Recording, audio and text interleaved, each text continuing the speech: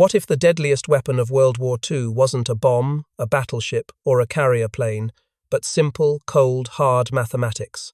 In May 1944, the Pacific Ocean was a vast, dark chessboard, and America was losing a critical game beneath the waves. Japanese submarines, silent hunters of the deep, were bleeding the US Navy, picking off supply lines and warships with terrifying efficiency. For 3 decades, the answer to a submarine had been the depth charge. You'd roll them off the stern, guess the enemy's depth, and pray. You'd hope the sub hadn't moved by the time the charges sank to their detonation depth, but hope is not a strategy. The statistics told a brutal, almost embarrassing story. British forces had launched over 5,000 depth charge attacks. The result? A meager 85 confirmed kills. That's 1 kill for every 60 attacks. It was like trying to shoot a fly in a dark room with a shotgun, blindfolded. The moment those charges exploded, they churned the water into a chaotic mess, rendering sonar useless for a solid 15 minutes. In that chaos, the submarine would simply vanish. It was a failing doctrine, a tradition dying a slow, expensive death. But aboard one tiny destroyer escort, the USS England, one man was willing to bet his life, and the lives of his crew, on a different approach. Lieutenant Commander Walton Pendleton was 37 years old. He wasn't a grizzled sea dog forged in dozens of battles. This was his first war patrol as a commanding officer. He had 0 submarine kills to his name. Pendleton wasn't a gambler who trusted his gut. He was a calculator who trusted numbers. And he had a new, deeply distrusted weapon mounted on his foredeck. A strange-looking array of 24 spigot mortars, the British called the Hedgehog. It didn't create a satisfying, thunderous explosion. It fired a pattern of small projectiles 200 yards ahead of the ship. They only exploded on contact. If they missed, they just sank. Silently. Most captains hated it. They craved the familiar thunder of depth charges, the visible proof that they were doing something. A silent miss felt like failure. But Pendleton saw the simple, beautiful math. Depth charges. 1 kill for every 80 attacks. Hedgehog. 1 kill for every 5. The choice was obvious, and over the next 12 days, this tiny ship, with its quiet captain and his faith in numbers, would write a chapter of naval history so shocking, so utterly dominant, that to this day, it feels like fiction. This is the story of the USS England's impossible hunt. Our story ignites at 0150 on May 19th, north of Bougainville. Inside the cramped Combat Information Center of the USS England, the air was thick with tension and the smell of ozone. Pendleton watched his sonar operator, a young man with headphones pressed tight against his ears, tracking a ghost. A contact, moving at a steady 6 knots beneath the black water. U.S. Fleet radio had done its job, decoding a Japanese transmission 4 days earlier. The target was submarine I-16. The intelligence was perfect. They knew her destination and her arrival time. England and 2 sister ships were waiting, an ambush laid across the ocean. Now, the ghost on the sonar screen was real. Range, 1,500 yards. The operator's voice cut through the quiet hum of the sea. I-16 knew it was being hunted. The submarine immediately began evasive maneuvers, the standard Japanese doctrine, radical turns, sudden depth changes, a desperate underwater dance to shake the pursuer. The Japanese commander was trying to make the Americans guess, but Pendleton didn't guess. He calculated. At 1,341, Pendleton gave the order. Fire, Hedgehog. 24 projectiles arced through the humid afternoon sky, splashing into the Pacific in a perfect circle. They sank at 23 feet per second. The crew held their breath. On the bridge, sailors clenched the rails, listening. Silence. A miss. The I-16 had turned sharper than anticipated. A wave of disappointment rippled through the ship. You could almost hear the old-timers thinking, "We should have used depth charges." Pendleton remained calm, his eyes fixed on the data.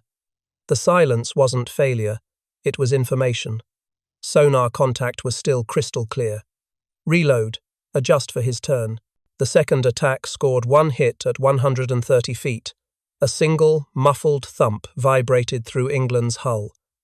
The bow lifted slightly. It was a hit, but it wasn't a kill. Not enough. The third attack was another silent miss. The fathometer, the device measuring the ocean depth, revealed the problem. The I-16 had gone deep, deeper than they had estimated, down to 325 feet. The Japanese commander was good. He was using the vertical plane, not just the horizontal, to escape. Fourth attack. The I-16's commander played his trump card, turning inside the weapon's circular pattern. It was a brilliant, high-risk maneuver. And it worked. Another miss. 4 attacks down. The pressure on Pendleton was immense. His radical new weapon was failing. The crew's nascent confidence was evaporating. 5 attacks in. Pendleton made his final calculation, leading the target based on its previous turns, adjusting for the new depth. He wasn't just aiming where the sub was, but where it was going to be. The launchers fired again. This time, the silence was broken. A ripple of 4, then 6 distinct detonations echoed up from the deep, the sound of 35-pound Torpex warheads punching through a steel hull. They were followed moments later by a massive, gut-wrenching underwater explosion, a deep roar that felt like the planet itself was groaning. The blast was so powerful it lifted the USS England's stern clear out of the water, sending sailors sprawling across the deck. For 20 minutes, an eerie silence returned. Then, the ocean began to give up its dead. Debris started surfacing. First, a spreading slick of black oil, then splintered pieces of wood from the decking, fragments of uniforms, personal effects. The I-16 was gone. 107 men vanished into the abyss. Pendleton had his first kill. The math had been proven right. The crew, shaken but now true believers, felt a surge of adrenaline and victory. But there was no time to celebrate. A new message was being decoded by fleet radio. It was a revelation that turned their single victory into the opening move of a terrifying new game. 7 more Japanese submarines were stationed in a picket line. A deadly fence stretched across the very waters England was now sailing into. The hunt had only just begun. The death of I-16 wasn't an end. It was a warning. The intelligence that crackled over the radio from Fleet Radio Unit Pacific was chilling. This wasn't a lone wolf they had killed. They had stumbled upon a wolfpack's den. At his headquarters, Japanese Admiral Soemu Toyoda had laid a trap, a picket line of 7 state-of-the-art submarines designated Line NA. They were stretched like a tripwire across the American fleet's most likely path to the Marianas. These weren't just targets on a map. They were RO-104, RO-105, RO-106, and 4 others silent steel sharks, each crewed by 56 dedicated sailors, whose mission was to be the eyes of the Japanese Empire, to find the American carriers before they could strike. To counter this, the Americans formed a hunter-killer group. It sounded formidable, but the reality was stark. The USS England, fresh off its first kill, was joined by its sister ships, the USS George and the USS Raby. 3 destroyer escorts against 7 submarines. The odds were not in their favor. But England carried a new kind of currency: confidence. The crew had seen the math work. They had felt the deck plates shudder from a successful kill. They trusted the hedgehog now. More importantly, they trusted their captain. The hunt began in earnest. The 3 ships fanned out, a standard line abreast formation, with 16,000 yards of dark ocean separating them. On the bridge of the England, the routine was tense and hypnotic. The green sweep of the radar every 30 seconds, the lonely rhythmic ping of the sonar probing the depths below. There would be no more decoded messages giving them precise coordinates. The Japanese had gone silent. From now on, they had to find their prey the old way, with patience, vigilance, and mathematics. At 0350 on May 22nd, the wait was over. The radar operator on the George called out a surface contact, 15,000 yards out. It was RO-106, recharging her batteries on the surface, sipping precious air under the cover of darkness. She was at her most vulnerable, and she never saw them coming. The George's powerful searchlight sliced through the night, pinning the submarine in its brilliant, unforgiving beam. The crash dive was immediate. Seawater roared into the submarine's ballast tanks, her bow angling sharply down. In less than 90 seconds, she was gone from the surface.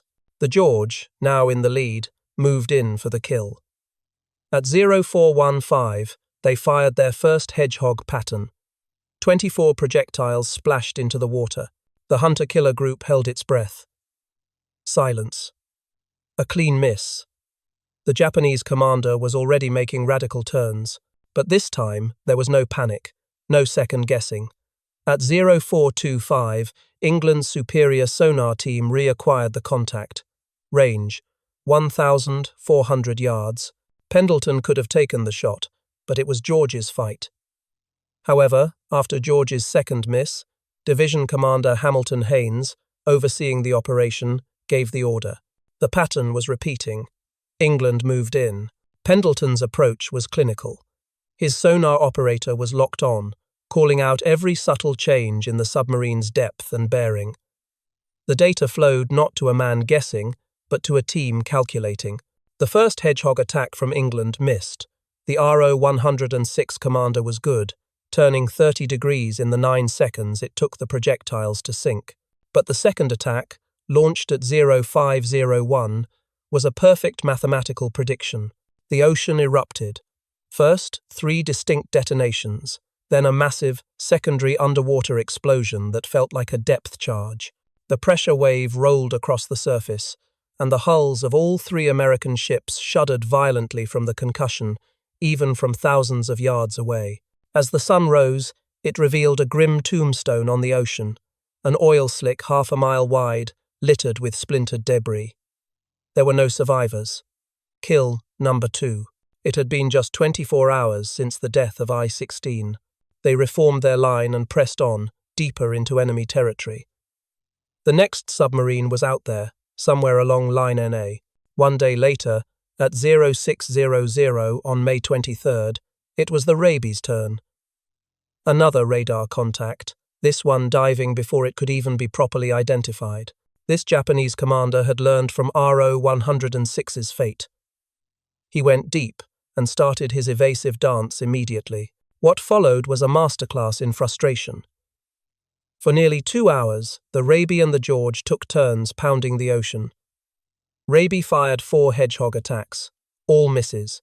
The Japanese commander, RO-104, was a ghost, turning inside every pattern, constantly changing his depth. George tried next. 4 more attacks between 0717 and 0810, all of them met with echoing silence. 8 attacks, 192 projectiles wasted. The submarine commander was brilliant, making the mathematics impossible. Aboard his command ship, Division Commander Haines watched as the USS England approached for her turn. He saw the mounting frustration on the other ships. He saw a skilled enemy commander outfoxing 2 of his vessels, and then he saw Pendleton's ship calm and ready. The pattern was no longer a coincidence. It was a fact. It wasn't just the hedgehog.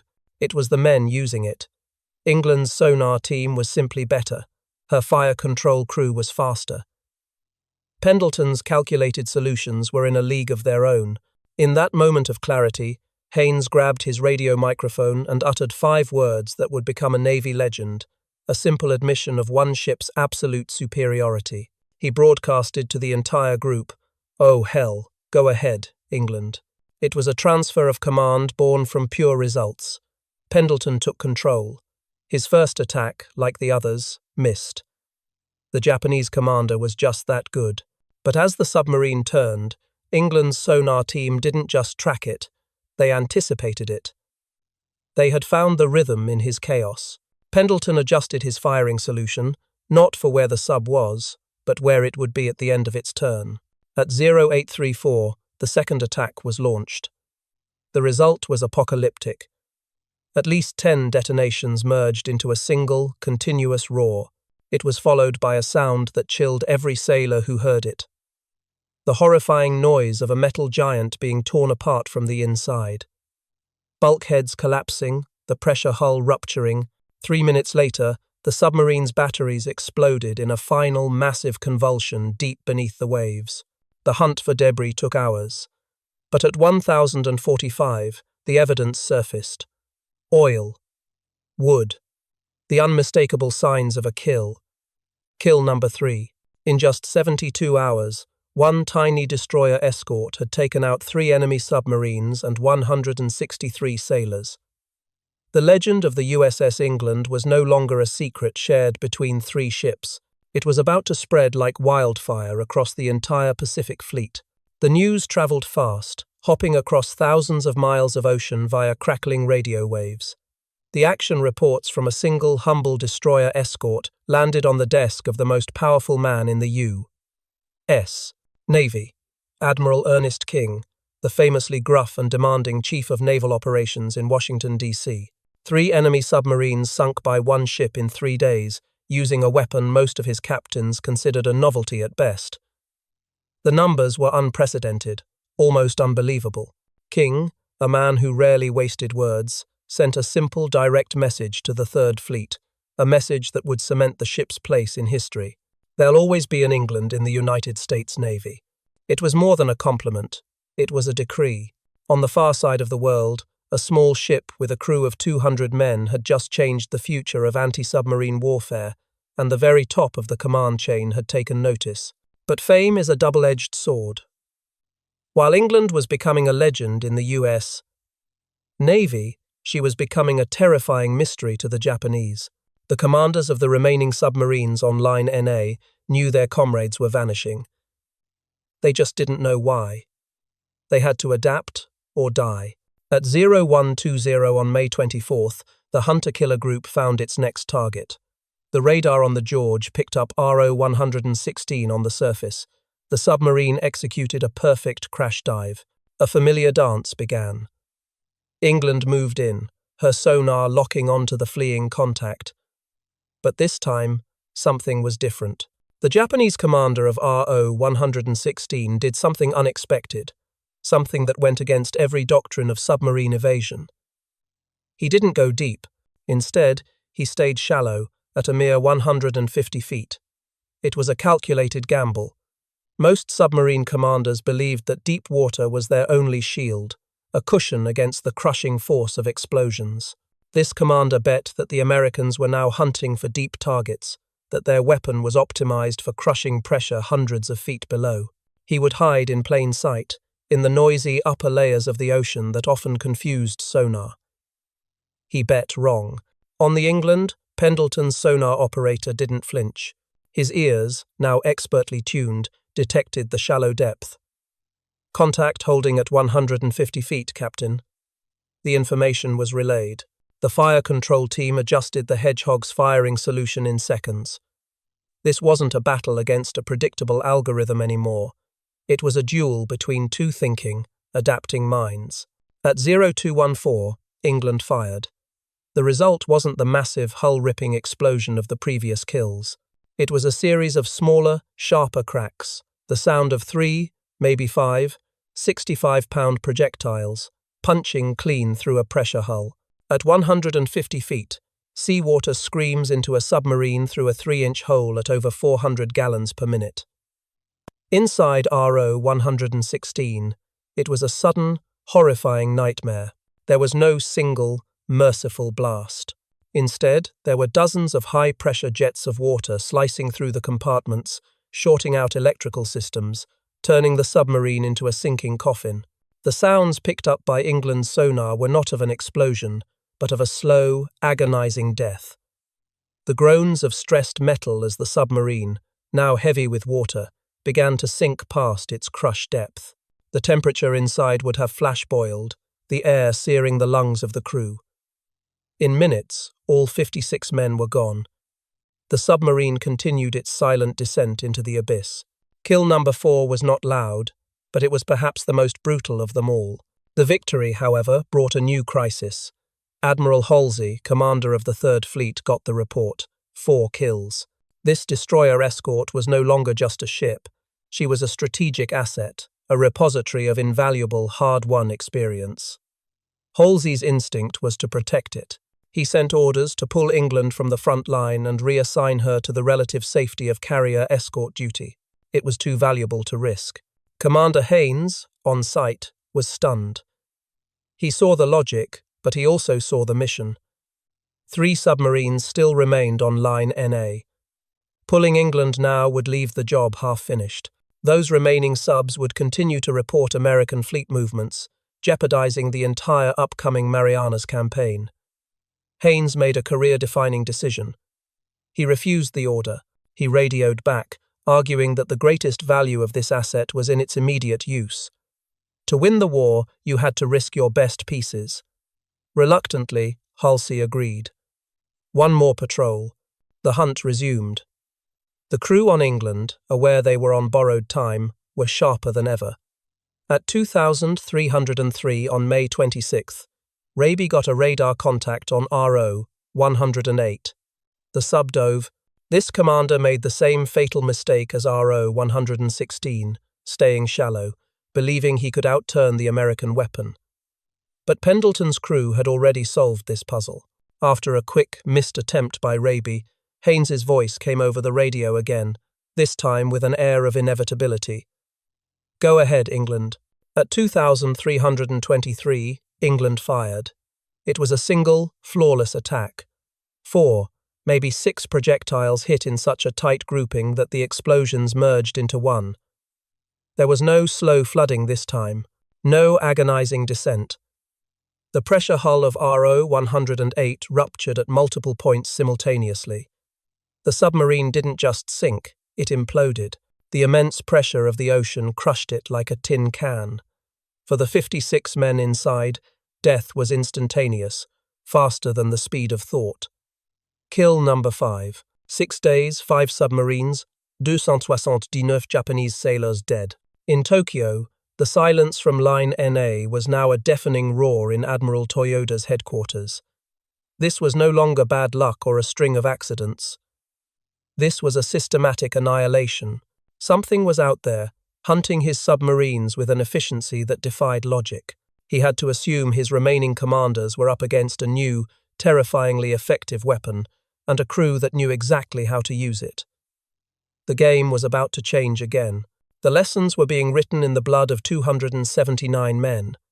Back in Tokyo, Admiral Toyoda wasn't just counting his losses, he was analyzing them. The pattern was undeniable. His submarines were being found on the surface at night and killed with terrifying speed once they submerged. The attacks were coming from ahead, not from behind like traditional depth charges. He deduced they were facing a new forward-throwing weapon of incredible accuracy. His response was swift and logical. New orders were transmitted to the 2 remaining submarines on Line A, RO 105 and RO 109. The new doctrine was born of desperation. Go deep, stay deep. A minimum patrol depth of 400 feet. No surfacing to recharge batteries unless absolutely critical. And most importantly, upon first detection, run silent. No radical maneuvers. Radical turns created noise, and noise was a death sentence. It was a strategy of stealth and patience, designed to defeat a weapon that relied on a clear sonar signal. The hunter had forced the prey to evolve. On the night of May 30th, the USS England and her consorts were hunting in a vast, empty ocean. Then, at 2145, a faint contact on the George's radar. It was RO 105.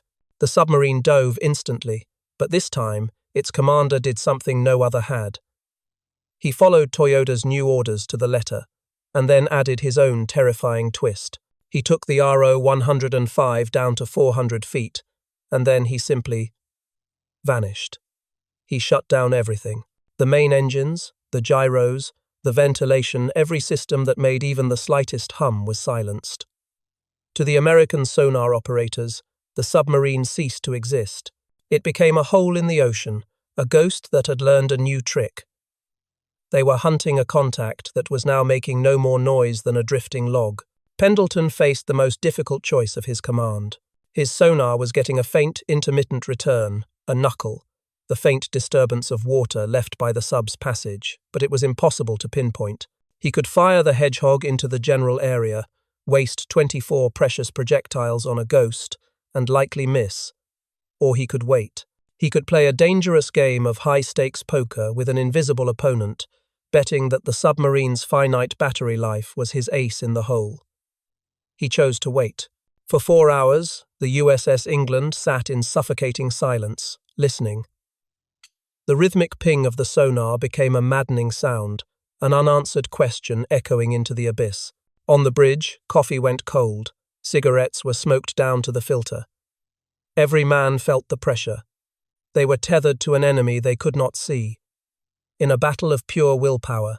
Then, at 0230 on May 31st, a flicker of life. The sonar signal strengthened, just for a moment. RO-105 was moving. The Japanese commander's discipline was absolute, but he couldn't defy the laws of physics. His batteries were dying. He had to move. He had to surface. He had to charge.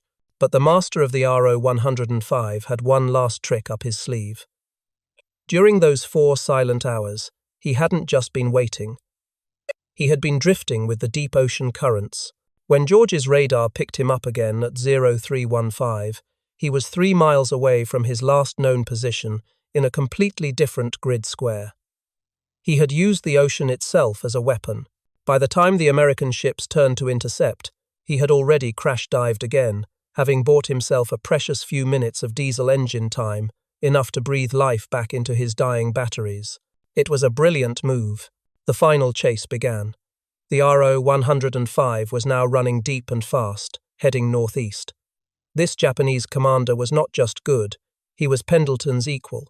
He had studied the American tactics from afar and was now actively dismantling them. He understood that the Hedgehog's effectiveness relied on prediction, so he set out to create mathematical chaos. He varied his speed 6 knots, then 4, then back to 6. He made constant, subtle course corrections. Pendleton's first Hedgehog attack at 0405 missed by a wide margin. The second, at 0423, was closer, but still a miss. The Japanese commander was winning the mathematics game. England had now fired 48 projectiles at this one sub. Only 72 remained. 3 more attacks at most. Time and ammunition were running out. On the sonar console, the operator, staring intently at the glowing screen, saw it, a flicker of order in the chaos. The Japanese commander thought he was being random, but he wasn't. Humans aren't random. Under pressure, they fall into patterns. He turned every 4 minutes. A 30-degree turn to port, run straight, then a 30-degree turn to starboard. It was a predictable zigzag, a human fingerprint left on the canvas of war. "Captain, I've got his pattern." The operator's voice was electric. That was all Pendleton needed. This was no longer a chase. It was a geometry problem.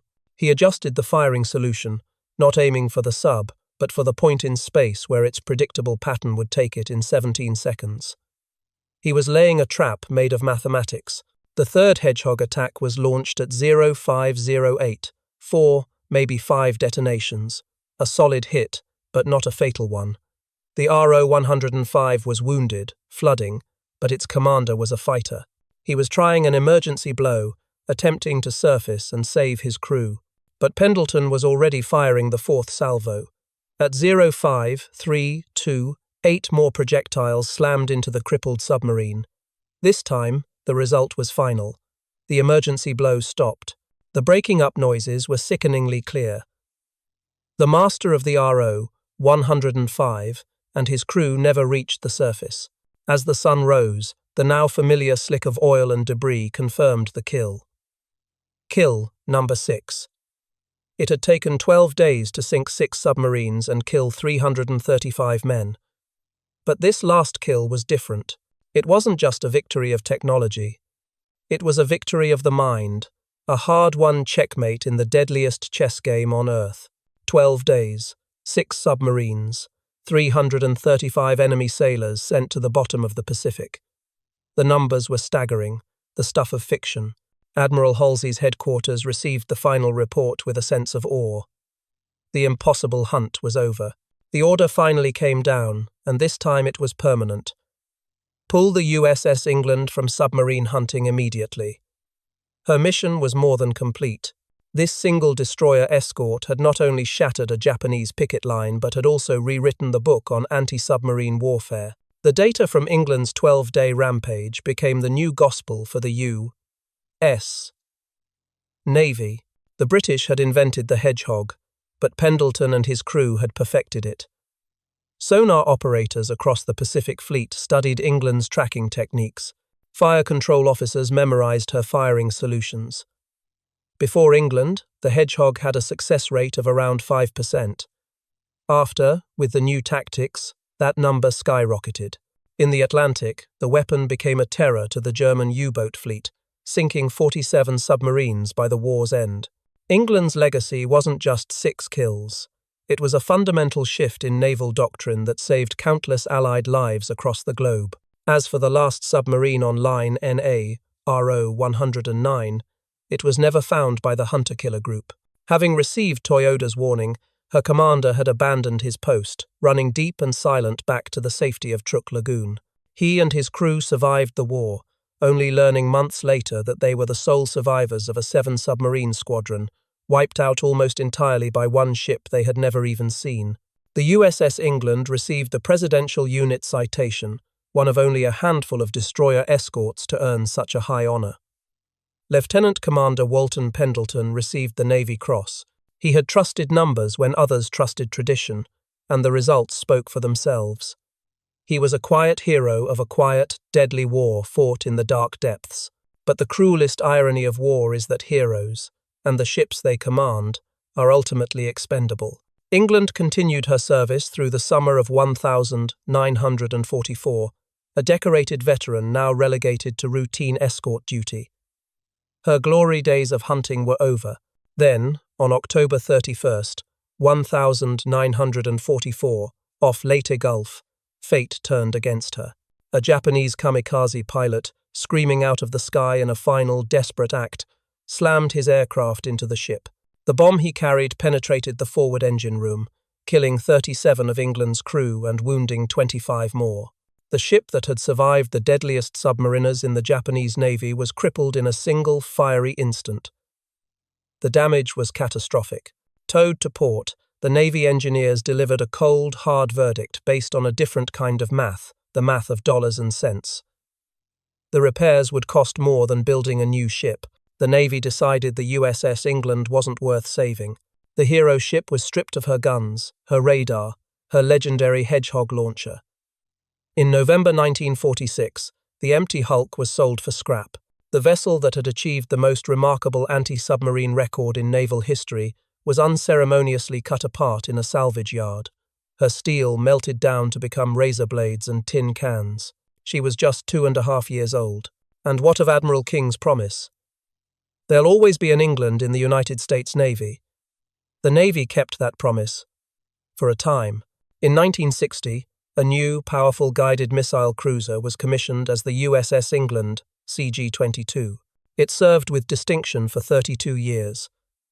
But in 1994, it was decommissioned, and since that day, the name England has vanished from the active fleet. The promise, made in the heat of an impossible victory, was broken by the cold realities of peace. Today, the original Hedgehog launcher, the very weapon that changed the course of the war beneath the waves, sits in storage at the National Museum of the United States Navy. It's a forgotten relic. Most visitors walk right past it. Its plaque mentions the weapon's success, but it doesn't mention the USS England. It doesn't mention Pendleton. It doesn't mention the 12 days that proved the system worked. The story of the USS England isn't just about a ship. It's about how innovation, courage, and the sheer power of the human mind can change the course of history. It's a story about promises made in the heat of battle and the cold reality of what comes after. These men, and their incredible ship, deserve to be remembered. What part of their story stood out to you the most? Was it Pendleton's unwavering faith in numbers, the crew's unmatched skill that turned a distrusted weapon into a legend, or the tragic, bitter end of a hero ship? Share your thoughts in the comments below. We read every single one. If you believe stories like this, stories of quiet heroes and forgotten victories, need to be told, do us a favor and hit that like button. Every like tells the algorithm that this history matters, and subscribe for more rescued stories from the archives. Thank you for watching, and thank you for helping us ensure that the USS England and her crew do not disappear into the silence of the past.